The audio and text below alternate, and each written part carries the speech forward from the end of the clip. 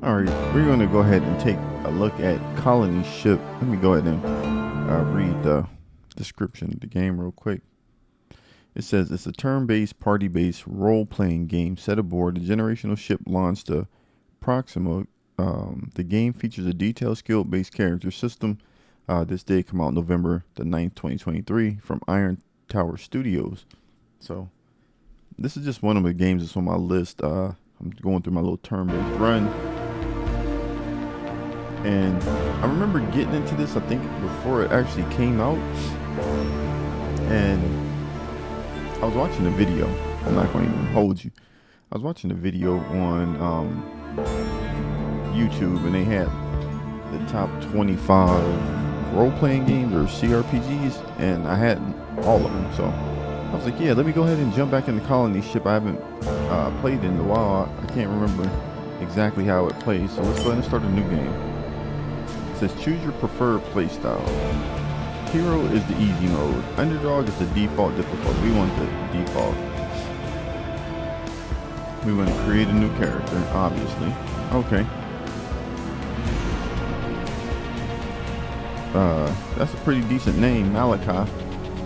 Reminds me of Children of the Corn. There we go.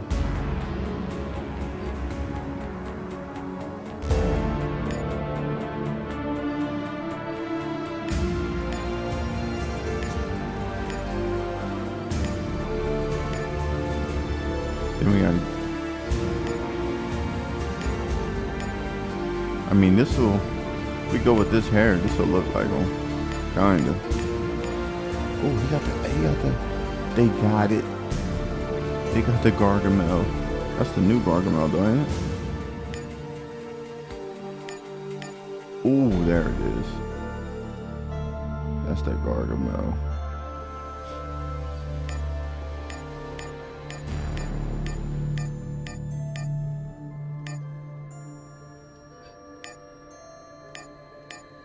All right, bro. I think we'll run with one of these.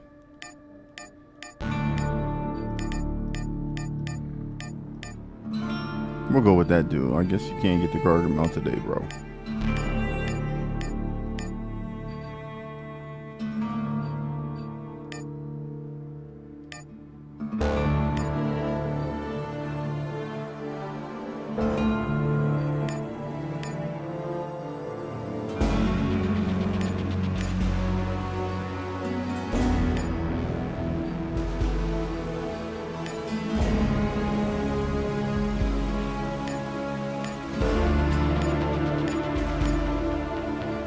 Damn, they got their Gargies faded in the front a little bit.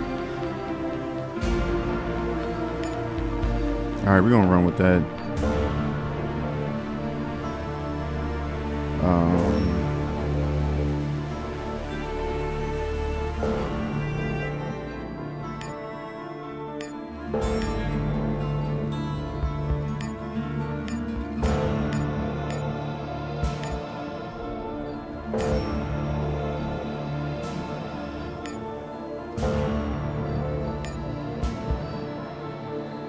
Alright, so now we get to go ahead and let's see the stats. Let's get his points right. So strength, it modifies melee damage, and it affects the interactions requiring brute force. Constitution determines the hit points and implant tolerance, and affects interactions requiring endurance and fortitude. Dexterity, action points affects interactions requiring speed. Determines the number of tagged skills, modifiers, learning speed, and affects interactions. Okay. All right, so let's see. Let's see what happens. Charisma.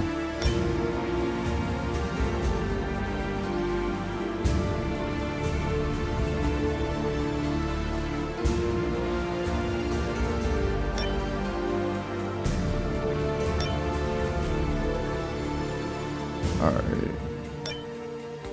Great.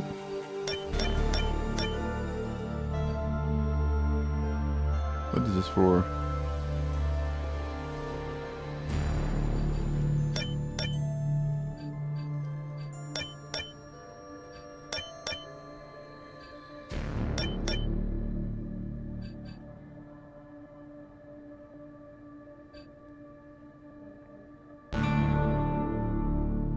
Okay, so we're gonna go with this.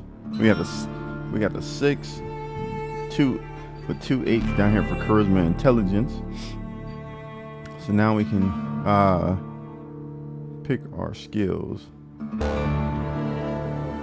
I want to go rifle.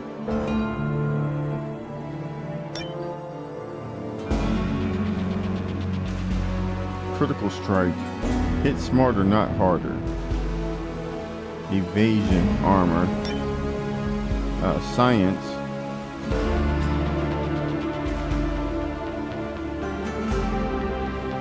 Hit him with that lockpick.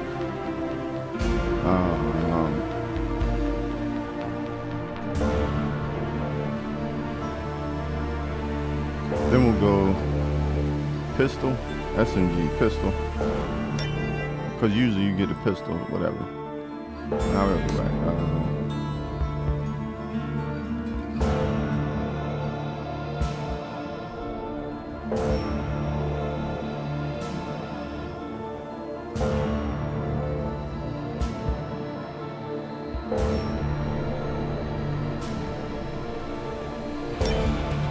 Let's try that. We went biotech. And then feats. Character creation only. +3 stat points, +4. Gifted, or we can go 4 AP to movement. Critical thinker for each skill level. Critical chance goes up. Adds 12 initiative. A lone wolf. Armor lowers the AP penalty in any equipment by 1. Bloodlust. One kill, 50% critical chance. Can we get that?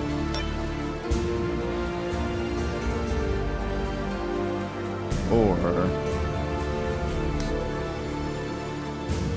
let's look at these and so we can see what actually what we can do. Moving costs 1 AP.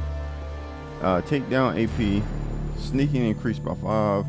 -1 to noise generation. That's stealth. I'm not really a stealthy kind of guy. Rifleman. Accuracy +8 critical damage. Master blasters. Energy weapons. Guns. Lots of guns. I want to get something like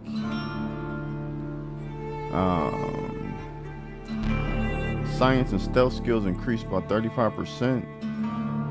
Auto success on haggling checks.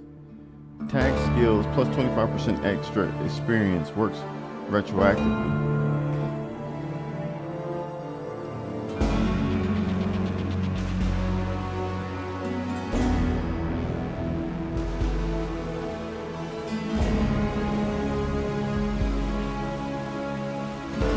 I'll go educated. All right, let's go. Let's start the game. Here we go. So this is what we look like. We got my man. I was gonna give him that Schmargamel, but we're gonna go ahead and get his hair right.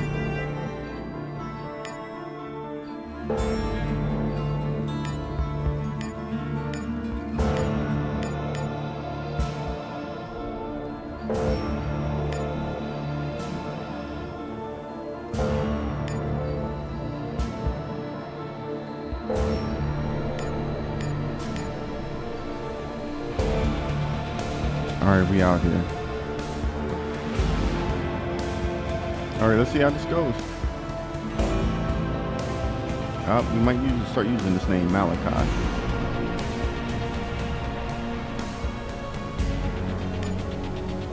I have unspent stat or skill points. Okay. Do I?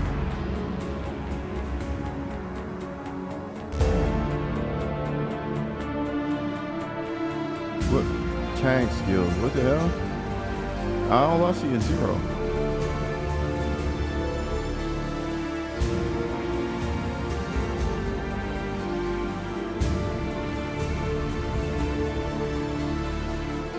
It says we're missing points. I don't see it.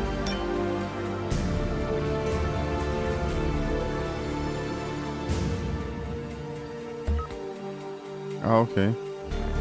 Huh. That's a tag skill.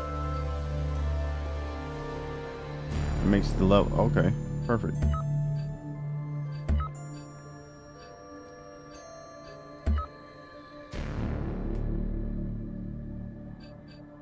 We almost messed up there. This is the year of our Lord 2754. You will never feel the sun's warmth under a blue sky, never hear the wind in the branches of a tree, and never swim in the ocean because you have the misfortune to be born on a ship. You've never seen Earth, and you'll never see Proxima Centauri either. Your past and future both sacrificed by some dim and nameless ancestor to the greater good of the mission. Starfarer, they called her. Pretty name for a retrofitted interplanetary fighter. She had already been 20 years in service when she was rechristened, and showing every minute of it. No one is certain the ship will actually reach its destination, and nobody much cares since no one alive will now live to see it. Fatalism is a prevailing philosophy of the shipborne. Make the best life you can and co-sign all of what ifs and might have beens to the void. Answer a few questions to find your character's belief and opinions while learning more about the ship. Alright. Since the ship was launched by a neo-Christian conglomerate dedicated to establishing a religious colony on a distant world. The original 50,000 passengers, the so-called first generation, were true believers in the mission. They sacrificed whatever lives they had on Earth and demanded strict obedience to the laws of God and the ship from their children. Unfortunately, the generations that followed lacked their forebears' fervent will to sacrifice. Dissatisfaction led to open revolt against the authorities, called the mutiny, and the mutiny metastasized into a civil war. While the mutineers dealt a decisive blow to the old order, they did not eradicate it completely. When the fires died and the smoke finally dissipated, three factions emerged from the wreckage of the old order: the protectors of the mission, the Brotherhood of Liberty, and the Church of the Elect, each of them promising their own version of the future. You've always thought that rebelling against the ship authority was a mistake. The environment itself is hostile enough to human life, and order is always preferred to chaos. The mutineers did the right thing. Why should the shipborne blindly bow to the edicts of their centuries dead ancestors? Though they would deny it, the mutineers were fulfilling God's will when they toppled the old order. All shipborne bend to God's will. Who cares? You've got enough problems right now without fighting over history with a bunch of fanatics. I'll go with one. I don't care. In fact, you would go on to say, how could anyone presume to know better than the founding fathers? What was good for them should have been good enough for everyone. The ship is a special case which calls for strict measures. The laws established for everyone's safety may have seemed harsh, but they kept us alive and relatively prosperous for centuries. The authorities are wrong. They should have accepted the need for change so that it could happen peacefully and gradually, but waging war within the compounds of the ship was pure madness. You can't fight on the ship, people. The ship suffered extensive damage during the Civil War, but remains operational. The hull was breached in several places, and frantic efforts to avoid a meltdown crippled the main reactor. Radiation increased in places to lethal levels, and several areas remain dangerous to this day. When a small percentage of children in the habitat, the firstborn, deformed, they were branded mutants and immediately shunned. The young were abandoned, and those whose defects didn't manifest until later were driven out. The condition of the fusion reactor degraded to dangerous levels, and a number of volunteers for the jobs in areas exposed to radiation. Remaining few, the mutants negotiated a pact with the habitat, granting them protection for harassment and violence in exchange for their maintenance of the engines and other vital ship systems. You've always thought that the mutants are an abomination. If the mutants prove themselves useful while taking care of the reactor, who's better to be exposed to radiation and those already affected by it?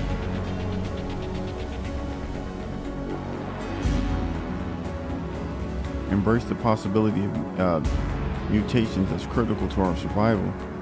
Ostracizing fellow humans based on genetic differences is wrong. Hopefully our new descendants will live in harmony in the future colony.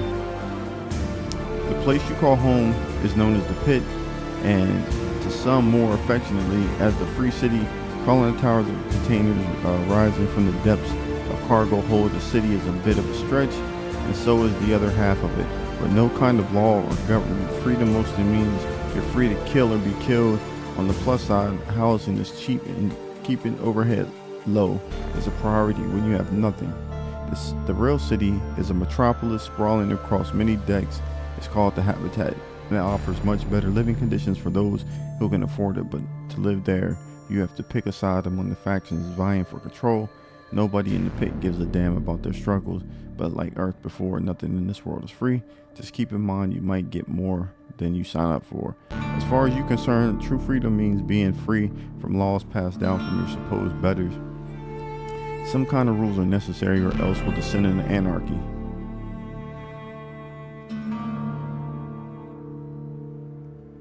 Personal freedom is a luxury the shipborn cannot afford. To serve the state is to serve your brother, to serve your sister, and to serve yourself. Why can't people understand that? The ship is en route to Proxima B, an Earth-like planet orbiting Proxima Centauri. After launch, a deep space probe transmitted highly detailed images of the surface, which revealed one minor setback. This very habitat world is already inhabited. Since the voyage is estimated to take close to 400 years, it's possible that by the time the ship arrives, the colonists will encounter a mature civilization corresponding to Earth's late Middle Ages. If that's the case, what setback thought unanticipated slaves will provide an excellent resource for the colony. We'll make every effort to accommodate the savages, setting aside clearly demarcated zones for them to pursue their own lives. We must make every effort to live in harmony with the new world's native sons and daughters and learn all we can from them. We will be guests in this new world, living among the local population and accepting their culture and tradition. We will do number 3. As inevitably happens in a dark and challenging times, some people turn to God for reassurance, the promise of an end to pain and hunger, or filling an end, at least to purpose. The Church of the Elect rejected both the protectors of the mission and the Brotherhood of Liberty as worldly fools distracted by politics and their own egos, teaching their adherents that they were chosen by God. The Church frames the journey of the ship as a centuries-long test of faith. We all face a series of difficult trials, yes, but with a very definite end. When the ship arrives at our destination, Judgment Day awaits every citizen. The righteous will be welcomed into the promised land by Proxima B, while the unrepentant will be returned to hell, from which we fled Earth to suffer for all eternity. The way you see it is religion is the opium of the people. It doesn't matter if God exists, people need to believe in something bigger than themselves. Faith has always been mankind's greatest strength and defining trait. We must preserve it at all costs. Honor he who is reborn, and you shall be reborn into the new world that waits at the long end of our journey. Come the dawn.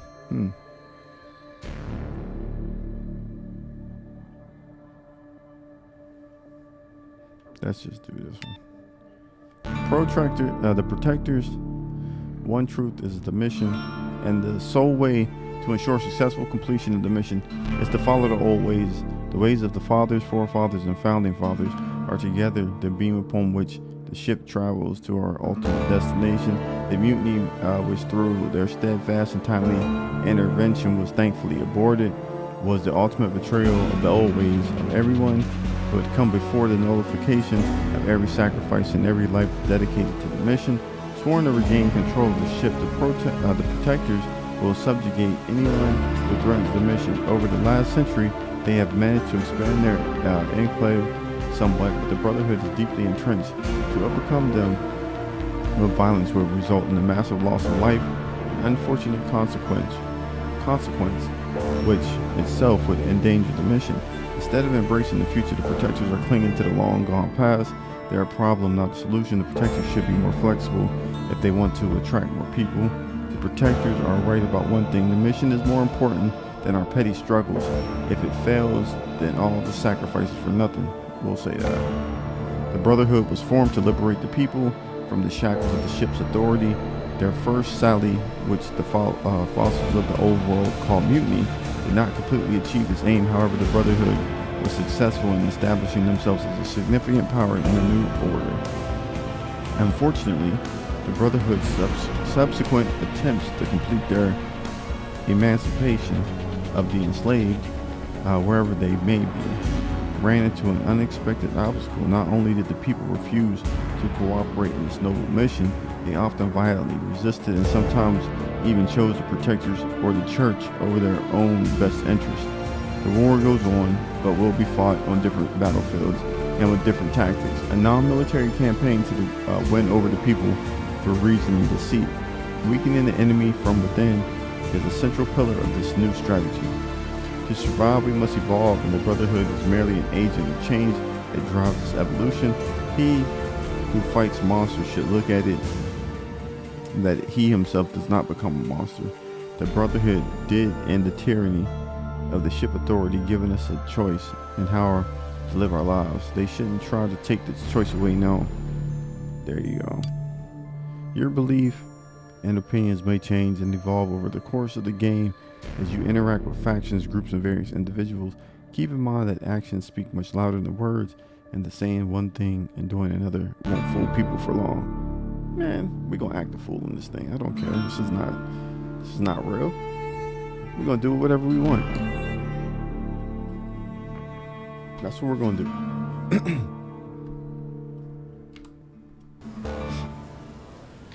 So chapter 1 is the pit. This is ever since you were a kid.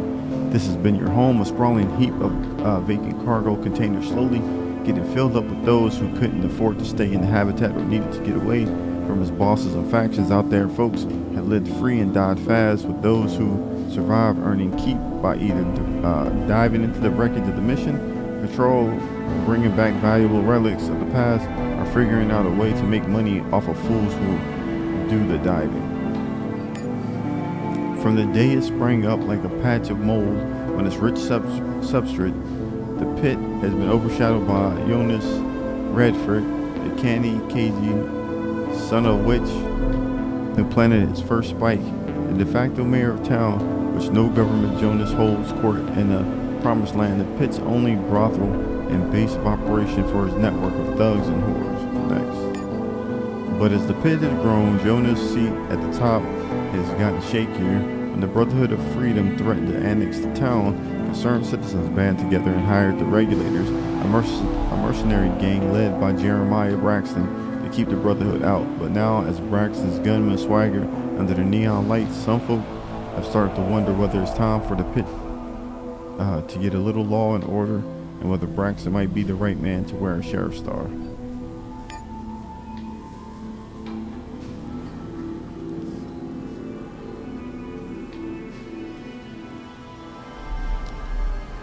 It says you open your eyes to a gray hole, metal ceiling, one panel of which flickers yellow, indicating day shift. You overslept. Not that it matters. With a grunt, you roll off your stained mattress and open the window to let some fresh air in. Like everything else around here, fresh is relative. The ship does its best to recycle air and water, but cargo holds aren't high on her priority list. You breathe in metal and burning oil and look up. 4 of the bridge's 6 protectors are still operational, shining dull down the container tower of cargo. Hold 3, better known as the pit, the free city.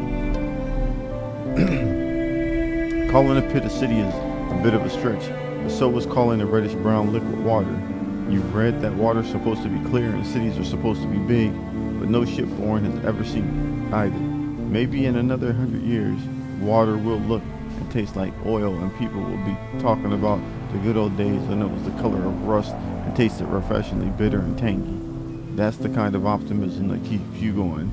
The elevator crawls up a grove into the cargo holds wall like a black steel bug that's worn a path traveling to the bridge and back. It's time to get up there and earn a few credits, but first you need to drink. For the last few years, you've been doing odd jobs for Tanner, a local hustler with a nose for making money. He's never tried to screw you over, which is pretty close to being virtuous in this town. Still, there's a first time for everything. Whiskey Jack is added to the map. Meet Tanner in a nearby bar called Whiskey Jack. Don't forget your gun. You never know when it might come in handy. bolt action pipe rifle. Yes, sir. It says a backup weapon, perhaps. A camp knife or a utility bar. Give me the bar, bro. Alright, now let me get to the settings. Let's see, settings.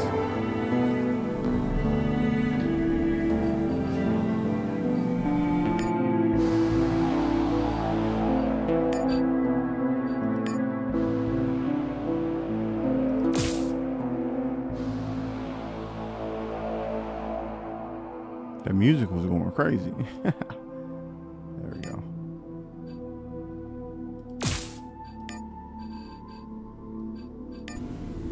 Alright, so we got to get to, it says quest, the Holy Grail. Go to Whiskey Jack Bar. Can we walk?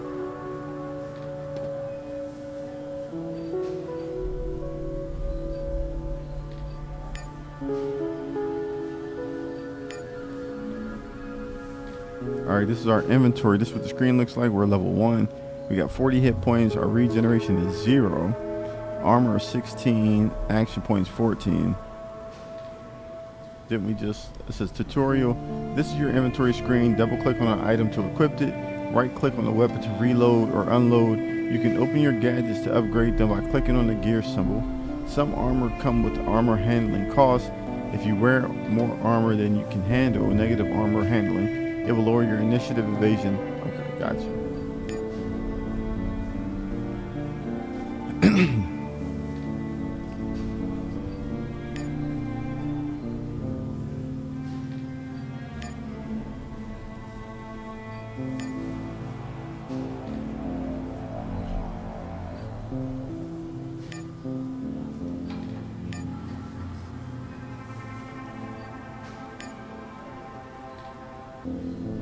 Alright, now we out here. Let's go.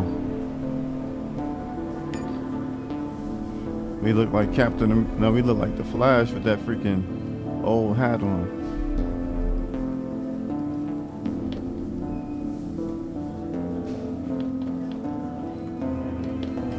Alright, they said we have to go to a bar called Whiskey Jack.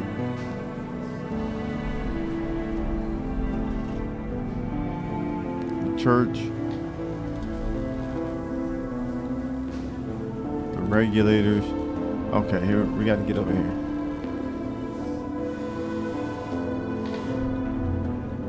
Where are we at?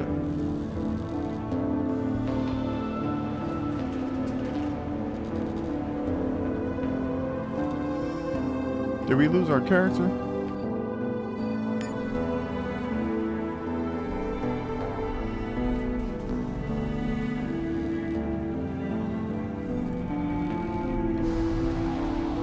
This is the map, Whiskey Jack travel.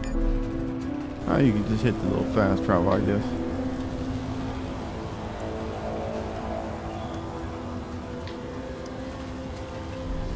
What can I get you?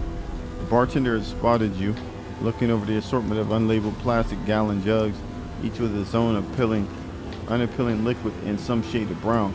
We got gut warmer, rat poison, high voltage fire water, and absolution, special on the rat poison. Every third round is free as long as you're able to drink it. We're going with the rat poison. It says the ship provides the basic of human survival: recycled air, recycled water, and end tabs, recycled nutrients and minerals pressed into chewable tablets. They taste like cardboard, but they're free. Those who desire the finer things in life, like synthetic meat with a side of algae, have to pay. Because the forefathers disapproved of drink, the ship was never configured to provide alcohol, but the law of supply and demand supersedes the dictates of religion, and everyone's favorite vice is widely available. Each bar has its own secret recipe. The wise drinker prefers to leave it a secret. The bartender gives you a nod as he sets a beaten alloy mug on the bar and fills it with a black oily liquid. You take a careful first sip, fighting your body's instinctive rejection of poison, and wait for the familiar warmth to spread through you. After a few moments, the world is a slightly better place. Any work around here? Well, since you asked, There's this fella owes money to just about everyone in the area. The name is Jedediah Walker, but he just goes by Jed. Balance owed is 1,200 credits, including interest. If you have managed to collect, you'll get 250. How does that sound? Alright, Jedediah Walker, the name sounds familiar. I can tell he runs his mouth faster than he runs a tad, and that's saying something. Jed claims to have traveled the ship from stem to stern and made deals with every type of merchant, fanatic, and scab known to the void. How such a worldwide entrepreneur ended up living in a rusted out container furnished with the discarded packing material is a mystery to me. But I just served liquor, never claimed to be one of the big brains around here. Ask around in Camptown and start with the local bars.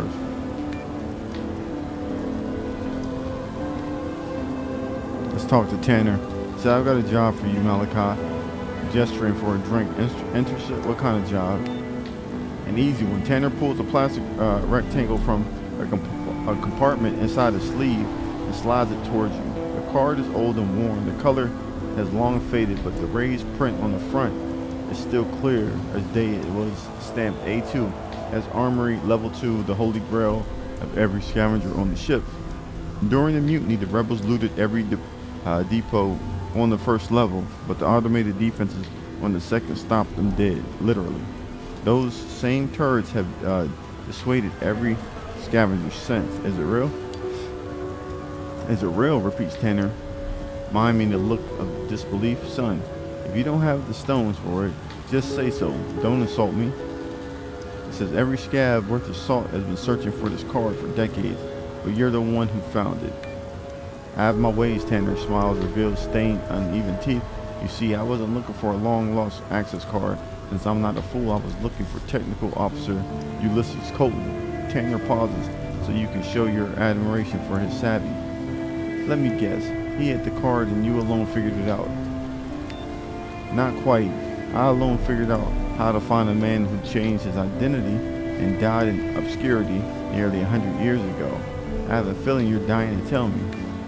Tanner pulls a battered energy pistol from his belt and passes it to you. This is a sidearm. He changed his name, but he couldn't change the serial number on his gun. Once I found the serial number, the rest was easy. His granddaughter sold the pistol 20 years ago. Are you sure the car still works? Only way to find out. Tanner grins in an unnerving way. Go see for yourself. When you come back, we'll have a proper conversation. Alright, so here's the big question. Why me? Tanner is silent for a moment, as if deciding how honest he should be. I can't do it alone, and I don't trust anyone else. Keep the pistol. Consider it an investment into our enterprise. It's not going to be an easy trip, so take your time to get ready, you hear me? I'd feel safer if I had someone to watch my back. Take Evans. I saw him at Abba's store earlier today. The dumb bastard almost shot me. Sounds like the right man for the job. So now we got to go to the armory, find Jed, and talk to Evans. We got to go to Abe's.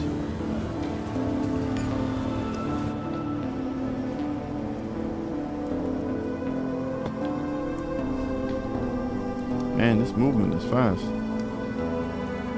Still some ammo now.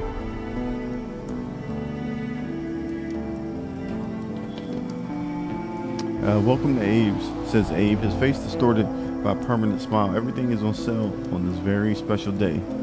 You say that every day. Can't help it, shrugs Abe. Every day is a very special day. Yo. Do we got enough money for that? A damaged energy pistol. An old welding helmet. A claw hammer.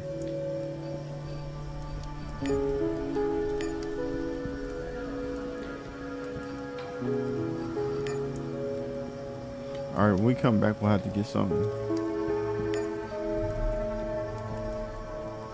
Being a gunfighter is a quick and easy way to make a living in a pit. All it takes is a gun and some guts. It's also a quick and easy way to wind up dead. but the kind of men drawn to the gun always think they're going to live forever.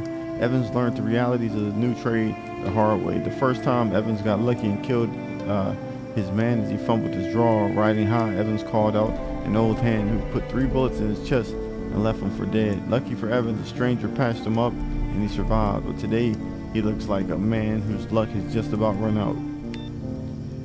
Malachi nods Evans. What brings you to these parts? He asked, his rifle pointed your way. I have a job for you. A job? Evans pretends to think about it.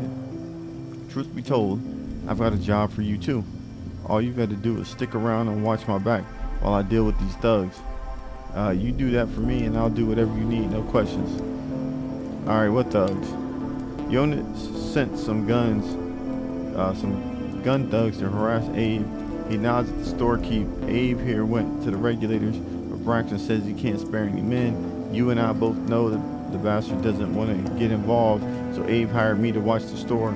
But the son of a witch didn't say a word about Jonas until I agreed. I'm no coward, but I don't want to go against Jonas alone. He runs this town, for Christ's sake. Wait and see what transpires. What does he want from Abe? Money, what else? His thug said everyone who does business in the pit has to pay taxes or pack up and go. I told Abe he should pay, but he doesn't want to listen to reason. If he wants to die, that's his business, but now I'm going to go down with him. Alright, wait and see what transpires. Alright, let's see what happens. The gun thugs show up around noon. A man in his 40s who moves with slow confidence and a brash young man eager to get himself killed. You got Jonas's money, demands the kid, talking tough. The older man stays quiet, keeping his eyes on you and Evans. We're going initiative. You already know what time it is. We got to get into some combat to see how this works. This is a character's initiative, determines the order in combat. You can click on any name on the turn order, top left, to see the corresponding character, friend or foe. You can activate a defensive gadget during the placement stage. Before a fight starts, the effect's duration will be reduced by 1 turn, but you won't start the fight defenseless, especially if your initiative is low. Well, guess what? Our initiative is not low. So, Evans, go ahead and shoot my man.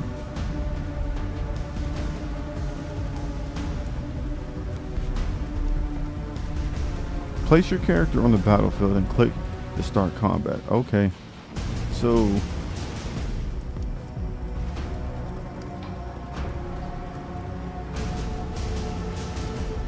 left click the character and can we put him back here?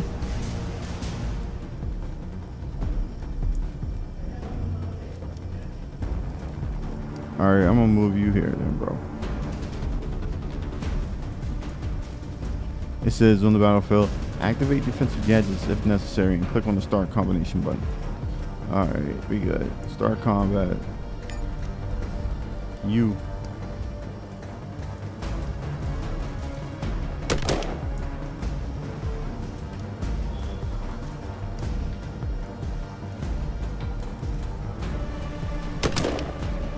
We clapped them twice.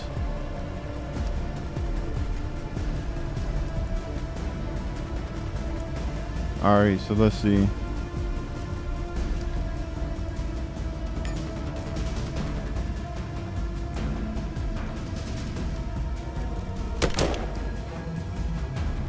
Can I get into some type of cover? Let's see. Is there, can we rotate the damn? I want to get in the cover, bro.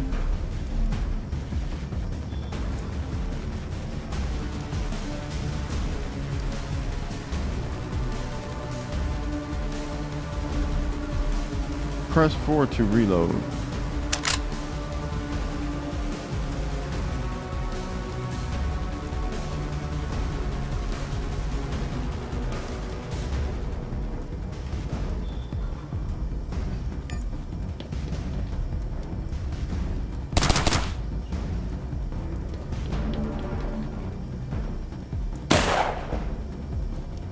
Evans, you got to get over here, my guy.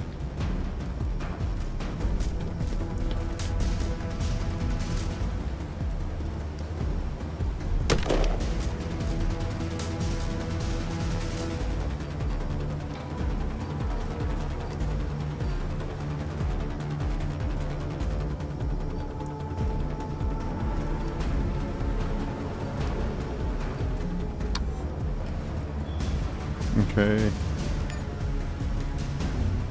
We just end the turn, right? This is place the cursor over the weapon slot to see if the attack's available. There are 4 different armor types: helmet, torso, da da da. Got you. Then let's see.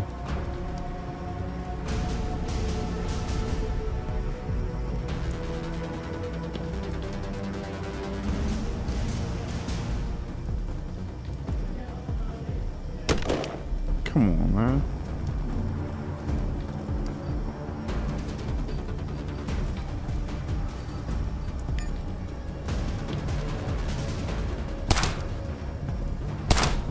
Come on, man. He's shooting me and I can't even hit him. We're gonna get killed. Yo. It says your chance to hit an enemy is affected by many factors. We gotta get him right though.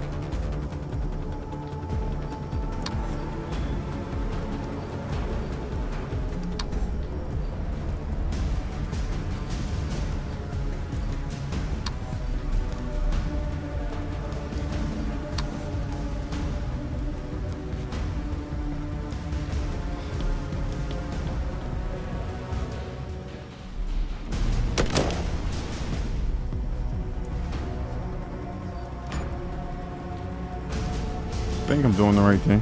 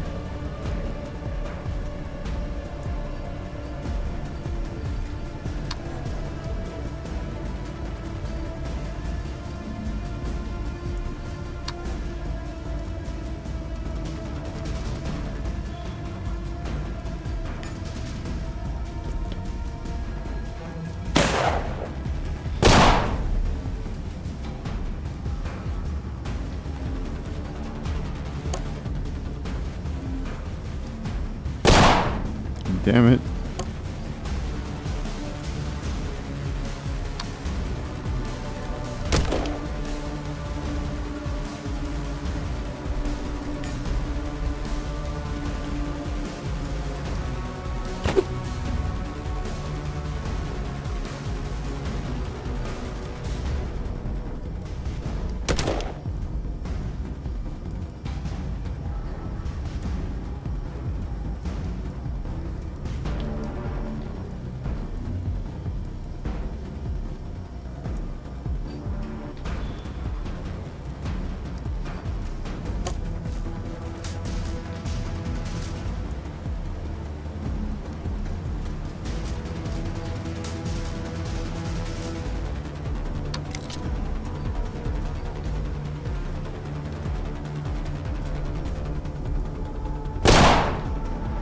I grazed him.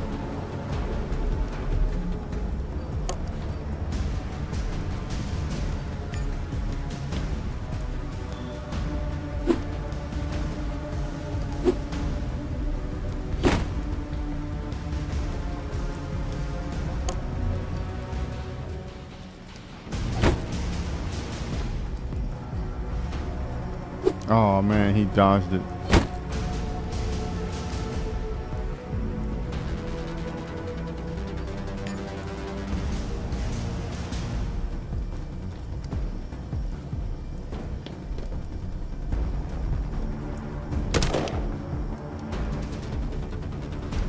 Cleaned them boys up.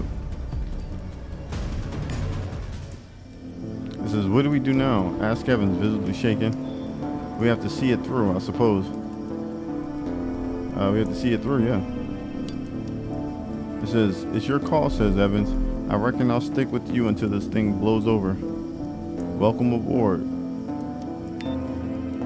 So we got the homie now, let's see. We gotta take all of that.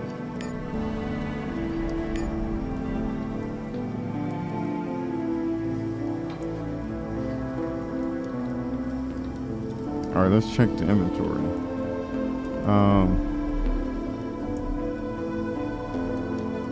Goggles.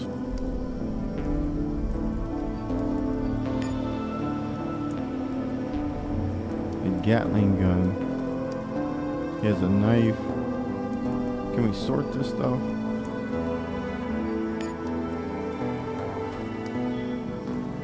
For 2 out of 2, what is this? Okay.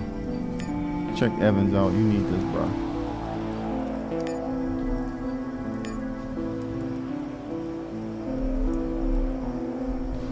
That's the key card. What's your weapon looking like, though? You got a 13 out of 20, 10 to 13 damage. Damage energy pistol. And a Gatling gun. Multi-barrel shotgun.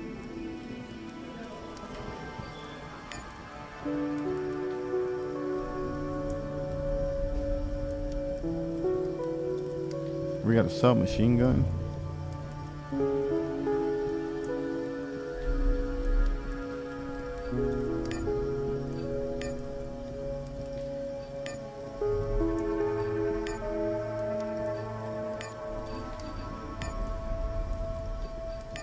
Okay.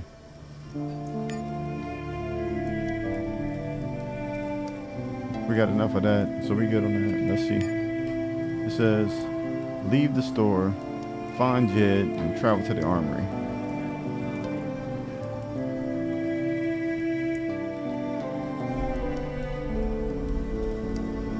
Streetwise, Abe, I'm starting to think these two gentlemen had the right idea. Maybe I should finish what they started. Let's see what he says. You saved me from these robbers only to rob me yourself. You who I love like my own son, you want to take my life, take it, it's yours. Fine, calm down. What are you going to do now? Pray for less excitement in my life. What else can I do? Didn't you move here from the habitat? You can always go back. Let me browse your way, boy. I got him scared. He was nervous. He said, you gonna rob me too? I was trying to do him dirty though.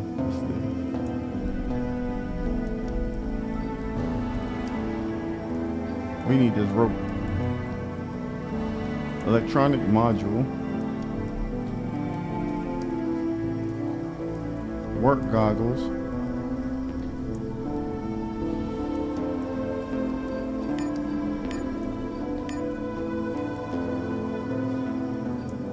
I just need some bread. Let's see.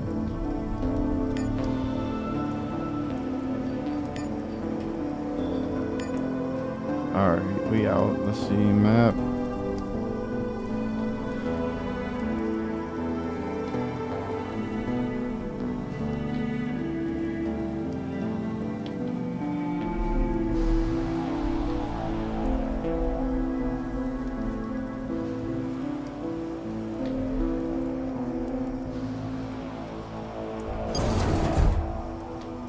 Rumor has it that Captain Braxton once served a higher power that in the days before his crisis of faith, he was known as a faithful gunner, Jeremiah Braxton, among the church of the elect. There's plenty of talk about why he left, but as it often is the case, no story is more compelling than the others. Backed up by a few like-minded men and picking up more recruits along the way, Braxton left the church and wound up in the pit, where good fighting men are always in high demand. Around the same time, the Brotherhood had started nosing around, eager to establish a foothold here. Braxton and his regulators offered the good people of the pit their services. After much debate, they were hired to drive the Brotherhood's men out, which was accomplished with brutal efficiency. "Thank God you're alive," says Braxton, holstering his gun. "When I heard the gunfire, I assumed the worst. I thought you didn't want to get involved." "It's not my fight," says Braxton, "but someone has to step in and protect these people. I have nothing against Jonas, but this time he's gone too far. What can I do to help?" Quest added at the crossroads. There's quite a lot, actually. If we move against Jonas, he'll claim that the regulators are taking over, and many will side with him. We don't want that. But you're one of them. If you challenge Jonas, people will side with you. Of course, we'll stand with you, but it will be your fight. All right, I'm in. Then talk to Jonas. Put him on notice in front of everyone. Let them all hear what you have to say. Why won't he know? All right. Won't he know we're coming? We aren't going to stab him in the back. A man deserves the right to defend themselves. Wait for him. What are you going to do now? The right thing. We're going to save this town. That's quite a burden you're taking upon yourself. I can't stand by and do nothing. It's a good opportunity to make a name for ourselves. Men like Braxton and Jonas, they're not some thugs that nobody will shed a tear over. They have friends, and I reckon these friends won't be too pleased to hear about your involvement. Just don't say I didn't warn you. But if you had to take sides, what's the saying? Better the devil you know than the devil you don't, so there's that. But sometimes I wondered whether that devil's gonna let it all go to hell. Jonas did build this town. That's as far as he's going to take it. He did a good job keeping everyone on their best behavior at first, back when the pit was more of a camp. But the bigger the town got, the more lawless it became. And Braxton, his men do a good job of patrolling the decks around the town, but I'm not sure I'd want to see them patrolling the pit and telling folks what to do. If Braxton ends up on top, who knows how far he'd take the law and order thing. Although probably not as far as the Brotherhood would, so there's that. Alright. Okay, we're going to go ahead and stop here. Looks like we have a couple quests. We just got ourselves into, I guess, our first little interaction. They want us to go ahead and take over or challenge Jonas for leadership. So we still have to travel to the armory. We still have to find Jed. And then we still have to confront Jonas. So if you guys would like to see any more of this on the channel, then go ahead and leave a like, subscribe, drop a comment down below. It does help the channel. And it does allow other people to see the content as well. So with that being said, I'll catch you guys on the next one.